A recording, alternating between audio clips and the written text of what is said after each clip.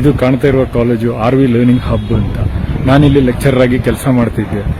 ಕಾರಣ ಏನು, ಇದು ವಿಡಿಯೋ ಮಾಡೋಕ್ಕೆ ಮುಖ್ಯ ಕಾರಣ ಏನಂತ ಹೇಳಿದ್ರೆ, ಈ ಕಾಲೇಜಿನಲ್ಲಿ ನಾನು ಬಂದು ಪಾಠ ಮಾಡ್ತಾ ಇರುವಾಗ, ಮೊನ್ನೆ ಗುರುವಾರ ದಿನ ಪಾಠ ಮಾಡುವಾಗ ಒಂದು ಮಗು ನನ್ನಲ್ಲಿ ಕನ್ನಡದಲ್ಲಿ ಪ್ರಶ್ನೆ ಕೇಳಿತು. ನನಗೆ ಗೊತ್ತಿಲ್ಲದೆ ಕನ್ನಡದಲ್ಲಿ ಆನ್ಸರ್ ಮಾಡ್ತಾ ಇರೋ, ಗೊತ್ತಿಲ್ಲದೆಲ್ಲ ಬಂದೇ ಬರುತ್ತೆ ಕನ್ನಡ ಗೊತ್ತಿರೋದ್ರಿಂದ. ಪಾಠ ಮಾಡ್ತಾ ಇರುವಾಗ ಇನ್ನೊಂದು ಮಗು ಎದ್ದು ನಿಂತು ಕನ್ನಡದಲ್ಲಿ ಮಾತಾಡಬಾರ್ದು ಅಂತ ಹೇಳಿತು. ನನಗೆ ತುಂಬಾ ಕನ್ಫ್ಯೂಷನ್ ಆಯ್ತು, ಏನಪ್ಪಾ ಇದು ಅಂತ. ನಾನು ಮಗುಗೆ ಹೇಳಿದೆ ಯಾಕೆ ಅಂತ. ನನಗೆ ಕನ್ನಡ ಬರಲ್ಲ, ಇಂಗ್ಲೀಷಲ್ಲೇ ಪಾಠ ಮಾಡಬೇಕು, ಇಂಗ್ಲೀಷಲ್ಲೇ ಆನ್ಸರ್ ಮಾಡಿದ್ದು, ಇಂಗ್ಲೀಷ್ ಮೀಡಿಯಂ ಆಗಿದ್ರಿಂದ ಅಂತೇಳಿ ತುಂಬಾ ವಾಗ್ವಾದ ಮಾಡಿತ್ತು ಆ ಮಗು. ನಾನು ಬೇಜಾರಾಗಿ ಕೇಳಿದೆ, ಅಲ್ಲಮ್ಮ ನಿನಗೆ ಕೇಳ್ತಾ ಇದೆಯಲ್ಲ ಕರ್ನಾಟಕದಲ್ಲಿ ಕಲಿತು, ನಿಂಗೆ ಕನ್ನಡ ಬರಲ್ಲ ಅಂತ ಹೇಳ್ತಾ ಇದೆಯಾ, ಅವಳು ಕೇಳಿದ ಪ್ರಶ್ನೆ ಕನ್ನಡದಲ್ಲಿರೋದು ಅದು ನಿಂಗೆ ಹೆಂಗೆ ಅರ್ಥ ಆಗುತ್ತೆ ಅಂತ ಕೇಳಿದೆ. ಅದಕ್ಕೆ ಆ ಮಗು ಹೇಳಿತ್ತು, ನನಗೆ ಗೊತ್ತಿಲ್ಲ, ಇಂಗ್ಲೀಷಲ್ಲೇ ಆನ್ಸರ್ ಮಾಡಿ ಅಂತ. ಆ ವಾಗ್ವಾದ ಮಧ್ಯದಲ್ಲಿ ನಾನು ಕೇಳಿದೆ, ಏನಮ್ಮ ನೀನೇನು ತಿಳ್ಕೊಂಡಿದ್ಯಾ, ಕನ್ನಡ ಅಂದ್ರೆ ಒಂದು ಕ್ರಿಮಿನಲ್ ಲ್ಯಾಂಗ್ವೇಜ್ ಅಂತ ತಿಳ್ಕೊಂಡಿದ್ಯಾ, ಅದು ಈ ಮಣ್ಣಿನ ಲ್ಯಾಂಗ್ವೇಜ್ ಅಂತ. ಆ ಮಗುಗೆ ನಾನು ಅರ್ಥ ಮಾಡಿಸೋಕ್ಕೆ ಸ್ವಲ್ಪ ಬೇಜಾರಲ್ಲಿ ಮಾತಾಡಿದೆ.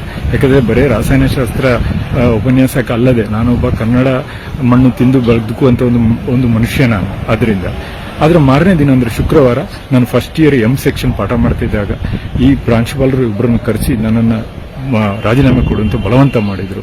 ಎಷ್ಟೊಂದು ಬಲವಂತ ಕೇಳಿದ್ರೆ, RVA ಇನ್ನೊಂದು ಬ್ರಾಂಚಲ್ಲಿ ನನ್ನ ಮಗು PUC ಸೆಕೆಂಡ್ ಇಯರ್ ಆಗಿದ್ರಿಂದ ನನ್ನ ಮಗುನ ಸರ್ಟಿಫಿಕೇಟ್ ಇದೆಲ್ಲ ಇವರು ಕೊಡಲ್ಲ ಅಂತೇಳಿ ಭಯಪಡಿಸಿದ ಕಾರಣ ಒಬ್ಬ ತಂದೆ ಆಗಿದ್ರಿಂದ ನಾನು ಮೊದಲು ಸೈನ್ ಹಾಕಿ ಬಂದೆ.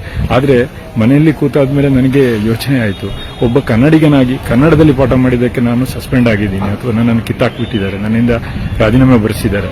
ಈ ಸಂದರ್ಭದಲ್ಲಿ ನಾನು ಕೇಳೋದು ಇಷ್ಟೇ, ಇಲ್ಲಿ ನಾನು ಸೋತ್ರೂ ಪರವಾಗಿಲ್ಲ, ನನ್ನ ಮಗಳಿಗೆ ಸರ್ಟಿಫಿಕೇಟ್ ಇವರು ಕೊಡದಿದ್ರು ಪರವಾಗಿಲ್ಲ, ಆದರೆ ಕನ್ನಡದಿಂದಾಗಿ ನಾನು ಕನ್ನಡ ಭಾಷೆ ಮಾತಾಡಿದ್ರಿಂದ ಒಂದು ಕೆಲಸ ಹೋಯ್ತು ಅನ್ನೋ ನೋವು ನನಗೆ ನಿದ್ರೆ ಮಾಡೋಕ್ಕೂ ಬಿಡ್ತಾ ಇಲ್ಲ. ಅದರಿಂದ ಈ ಟೈಮಲ್ಲಿ ನಾನು ಈ ವಿಡಿಯೋ ಮಾಡಿ ಆಗ್ತಾ ಇದ್ದೀನಿ.